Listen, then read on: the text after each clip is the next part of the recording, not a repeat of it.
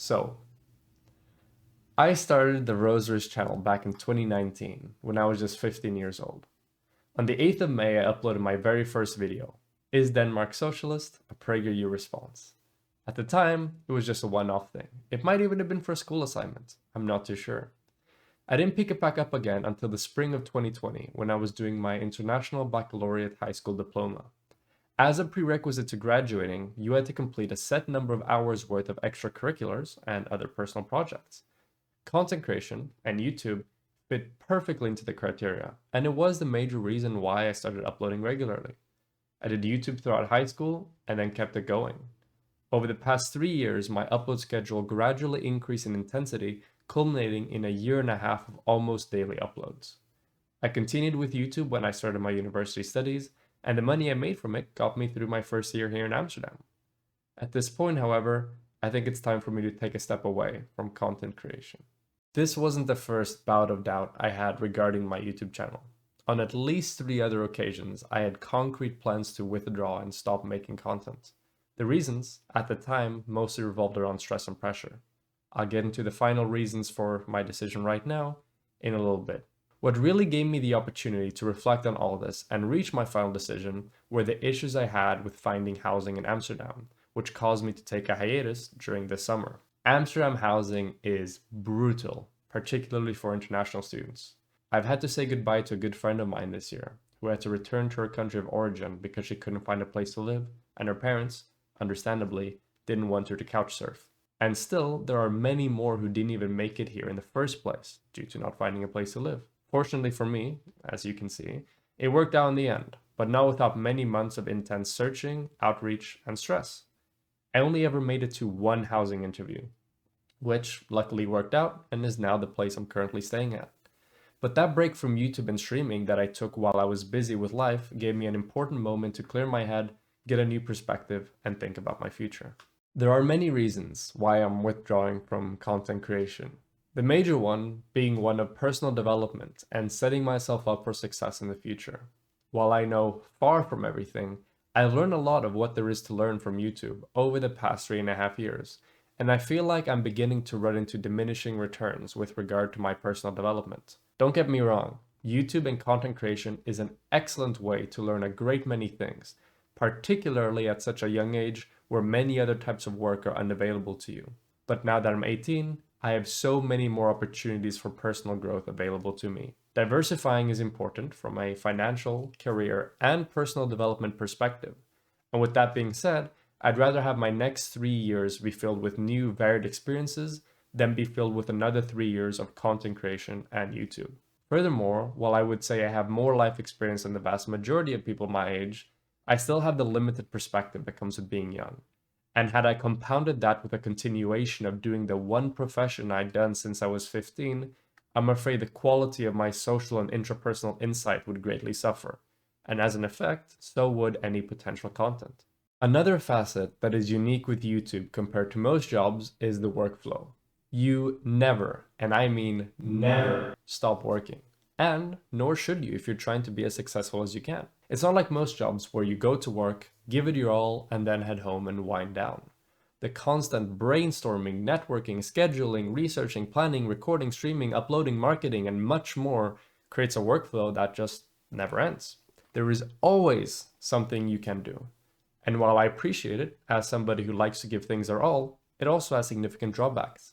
To name just two, it may be the case that other things in my life require more attention for a bit, such as interpersonal relations or academic arrangements, and that these, and my content creation, both happen to ramp up in intensity simultaneously, leaving me with very little time to do a great many things. I'm also a person who sometimes struggles to wind down, and I know for a fact that if I even had the slightest thought of anything remotely relating to YouTube as I'm trying to fall asleep, that would incur at least a 30-minute delay before I'd eventually be able to doze off. I would also sometimes wake up and have extremely vivid hallucination-esque experiences where I would think that I was streaming from my bed, which was extremely distressing. These would often happen after particularly significant streams, such as right after big debates. This, coupled with the inherent volatility of YouTube and streaming as a medium where you can at any point be banned or thrown out of the algorithm, creates an uncertain and taxing working environment that I would not like to do as my main career going forward. Another similarly destructive element of YouTube and content creation is the quantification of everything. While people may often poke fun at teenagers for getting upset because they didn't get enough likes on their recent Instagram post, there is a very real and very strong psychological mechanism that is being tapped into there. YouTube is that psychological mechanism, but on steroids. You get statistical and numerical breakdowns of everything, all the time, all at once. If your recent video marginally underperformed, trust me, YouTube will let you know. For me personally, the red arrows and symbols on YouTube Studio always bothered me infinitely more than any swarm of hate comments ever could. A comment saying they wish I'd be killed because of my curly hair and prominent nose? I don't really care. My most recent video marginally underperforming? That's going to ruin my day. But there is something else to this. Something deeper than the Instagram-esque reflection of popularity that your like or view count represents. If you're a comedy YouTuber, you probably take pride in the fact that you're funny. If you're a gaming YouTuber, you probably take pride in the fact that you're good at video games. If you're an online politics YouTuber, you probably take pride in the fact that you do not touch grass. Regardless of what you do, your content is going to reflect an aspect of who you are and what you care a great deal about. And as such, your view count no longer just becomes a reflection of your broader popularity, but also a quantified measurement of the value of your passion. Moving beyond some of the broader issues with YouTube as a whole, here are some of my issues with the online politics space specifically. My main issue is the type of content that a creator is incentivized to make. If I do an off-the-cuff reaction to a dumb thing Hassan said that I was just randomly sent by a user in my chat, that may very well go on to become one of my most viewed videos of all time. Now, if I spend a great many hours researching and preparing a segment or a video on an issue of significantly greater social and political relevance, that video will perform, at best, slightly above average, and at worst, among the poorest performing videos on my channel. This is bothersome to me because now there is a fundamental juxtaposition between the videos that are the most fulfilling for me to make versus the ones that perform the best. This was compounded by the fact that I was financially reliant on my YouTube channel, and that created a very perverse incentive structure for myself where I had to weigh viewership and thus making money and getting by against doing what I had a passion for and felt would be more beneficial for my personal development. This critique is in no way meant to put down people that do or have a passion for this more drama-oriented content. I still frequently consume this type of media. It's fun and a great source of entertainment. It's just not for me to make. Another thing is that online politics is, for the most part, relentlessly negative. The general tone I get from online politics is one of destruction, of tearing one another or ideas down rather than working together and building something. Of course, there are notable exceptions to this, such as Destiny's canvassing or Dylan Byrne's work in Ukraine, but I believe that those are exceptions and that the broader point stands. A final, fairly personal thing is the importance of collaborations. While collaborations are important for any content creator, online politics doesn't really work if you don't interact with others, unless your name is Hassan Piker. Now, for most creators, this isn't really an issue. However, I am European. And what that means for me is that I have to be up and go to sleep at absurd hours of the day to collaborate with American creators and capture American audiences. There was a period during my first year of university studies where I went to bed at around 6 to 7 a.m. and woke up at 2 or 3 in the afternoon. Of course, this isn't sustainable in its own right, but what specifically bothered me was the effect it had on my social life. By the time I woke up, most of my friends were already halfway through their day, and this effectively halved the time I had for social interactions. Because of this, I didn't build as many close friendships in my first year of living here in Amsterdam as I would have liked to. At the moment, I'm studying for my bachelor's degree in sociology, and I'm enrolled in the Honors and Talents program for that degree. Cutting back on YouTube has allowed me to also work customer relations for a big international company for 20 hours a week, as well as hold a leadership position at an up-and-coming academic journal affiliated with my university. It's nice to be able to go to work and then clock out and not have my job perpetually hanging over my head. Now, this isn't to say that I don't have other projects or obligations going on all the time. I do, and the journal is one of many such projects. But this time, they're all things I have a passion for all the time, not things I have to do to make a living. I'm also able to produce more meaningful and generally more social connections overall, now that my sleep schedule is more aligned. After I graduate with my sociology degree, hopefully with honors or even cum laude, I plan to start an interdisciplinary degree in politics, psychology, law, and economics, with my major being in law. All the while, I want to keep an open eye and mind to exciting new career opportunities that allow me to develop as a professional and, more importantly, as a person.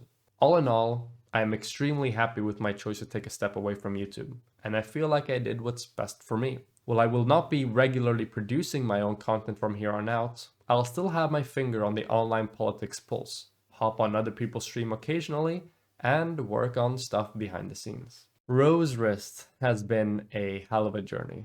I have learned a great many skills and met a great many awesome people, far too many for me to mention here. But I will give a brief overview. Public speaking and rhetoric was not something that came naturally to me. In fact, my drive towards getting better at it stemmed from a frustration over at one point not being able to verbalize my thoughts as well as I would have liked to. Rose Wrist gave me an excellent opportunity to further work on my public speaking and rhetoric. The work schedule and public aspect of it all gave me a newfound sense of discipline, working under pressure, and accountability that is hard to come by at my age. I've also been given the opportunity to really develop my research skills, which has helped me tremendously academically, but also in having a more grounded worldview. I've been able to talk to a great many intelligent and well-educated people who have given me access to knowledge, quality conversation, and insight that is otherwise difficult to obtain. Finally, it has given me an important avenue to learn more about myself and reflect on my ambitions and what I think is important. A video I'm particularly proud of is my statistical breakdown of violence at BLM demonstrations. In order to grapple with a number of anti-BLM arguments, I had to engage in comprehensive statistical analysis and concise presentation to get to the truth of the matter. I'm also very happy with the documents I produced throughout my 3 years on the platform, those being my document on systemic racism, my document on immigration and discrimination in Sweden, on worker cooperatives, and ones I've assisted in producing, such as the exposition on Keffels. Rose Wrist isn't one person. It's not me, Elton. Rose Wrist is a conglomeration of a great many people who all pitched in, big or small, directly or indirectly, into creating the channel and the project as it exists today. First of all, I'd like to thank Margina Dominus, or Zoe, for her consistent and extended hard work editing for the channel. I'd like to thank Antizer and Sleepy Slippy for their creative and attention-drawing thumbnails. I'd like to thank White Nervosa for helping me set up my website, and Destiny and his team of developers, Seneza and Stampet, who, back in 2012, coded the source material. I'd like to thank my middle school friend, who drew the original 2 designs I currently use, and my friend Cherry Tarts, who drew all the designs that I currently use. I'd like to thank Dan, who for a long period of time reliably announced my new videos in my Discord every day. I'd like to thank my parents, who supported me and gave me the ability to pursue YouTube when I was very young. I'd like to thank Vosh and Destiny for the opportunities they afforded me and the growth that I sustained as a result of it. I'd like to thank all the countless creators I collaborated with on panels and discussions. I'd also like to thank the ones I didn't get a chance to talk to, such as Lauren Southern and Angry Foreigner, for being so confident in me that they refused to debate me.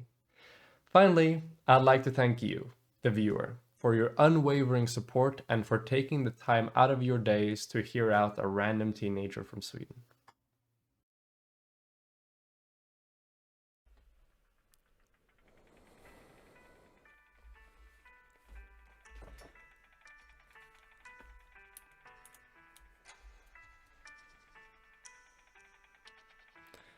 And we are live. How can you hear me? Can you hear me fine? Is the volume good?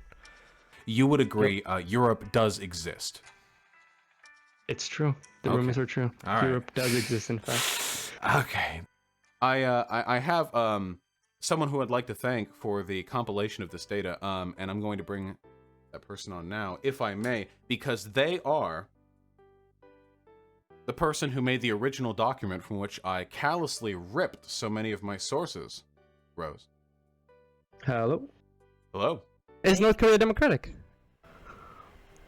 North Korea is a democratic state, correct. And in this video, I'm going to be go over one of his videos. It's one of his more recent videos. Tourists are unsafe in Sweden, and going through a bit of rebuttal and a few issues that I find with the video. And there are quite a few of them. Biggie, please, you like horror games in general? This is my first time like actually playing a horror game, so I have no idea. Well, I guess I don't necessarily agree with democracy in that sense. I call myself more of a liberal, where all laws should be. Okay, look at how beautiful this chair is. Wow. You've worked before, right? Like, I'm pretty sure you had a job. No. I'm 17, my guy. There's one thing, and we can't talk about that because if we talk about that, we may get banned off of the platform. So I don't know if you, but Could you give me some like indication of like what it might be, like a hint or something? The you know who's. Oh, you're an anti-Semite. Okay. So it's not just like it's screwing over Destiny, it's screwing over Gudgel as well. Because Gudgel is losing number one, manpower, that is important for any campaign. And number two is getting a lot of negative press from this. And it upsets me so much that it's people that call themselves progressives and people that call themselves leftists that do this. Because they're doing nothing but hurting the movement. They're doing literally nothing except for exacting any form of petty revenge they can over a political person that they don't like online. He's been saying for years, nobody wants to talk about this. You know, all the lefties, the progressive, they're so scared, they're snowflakes, they can't deal with this, they just call everything racist.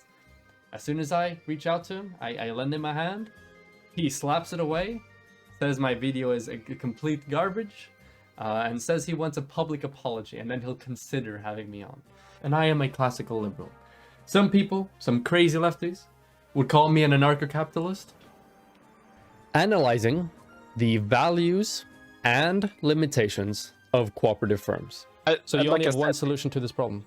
Yes, but because I don't really care about solution in that way. And I believe, unless there's some crazy twist, and I'm actually being debated, I'm on here to discuss a document I produced on worker cooperatives. I'm not going to label myself a socialist going forward, and not going to argue in favor of market socialism in the ways that I have done previously.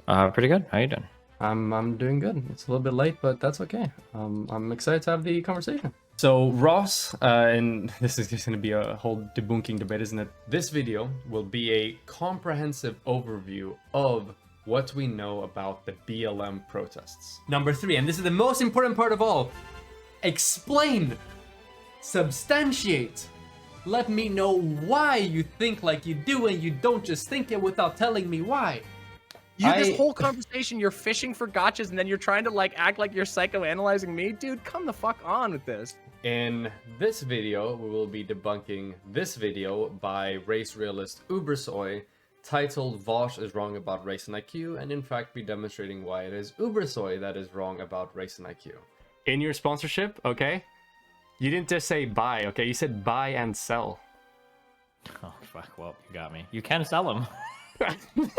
Fuck off, dude. Trans people don't want to stop being trans, is the problem. The question then is, hey, if we were to do a mandate of worker cooperatives, how bad would the brain drain be? Would it be Venezuela, Romania, Greece bad? Or would it be Finland bad? And once again, we don't know. Something really extraordinary would have to happen next week, I think, for that invasion to not take place. And if you're thinking about that, if you're even questioning whether or not Destiny is really progressive, you have spent too much time on the internet. You have spent too little time touching grass recently. Despite the very best efforts of vegan gays and Ask Yourself, I'm now a vegan. So once again, she's trying to rewrite her narrative about her relation to the Great Replacement Conspiracy theory, as well as the history about the Great Replacement Conspiracy as a whole. You don't have the Home Office report. What do you mean we don't have it? I'm sitting on a 59-page report right now for the reasons that have been talked about now in this video thus far, offering a debate proposal for Lauren Southern to debate the following 2 things: Swedish immigration and Lauren Southern's relationship with the Great Replacement Conspiracy theory. Lauren Southern vented. I guess that's about all there is left to say. Lauren Southern vented from this debate. These politicians do not represent us, they betray us, and now we're forcibly evicting them from the people's house. They should live in fear of the American people. How does that square with your peaceful protest statement? Because we're referring to the Capitol lawn. Rose, you could be 20 times as smart as me. You're still a liberal. You're not running away from that. We're different. Would you do it again? 100%. Really? I plan to have one final stream on Saturday, the 22nd of October at 7 p.m. CET, which would be 1 p.m. EST, where I just hang out and have an amazing few hours with you all. All donations during that stream will be split equally 3 ways between the 3 people currently working with Rosarist, those being myself, Margini Dominus, and Sleepy Slippy. I hope to see you all then. Thank you very much.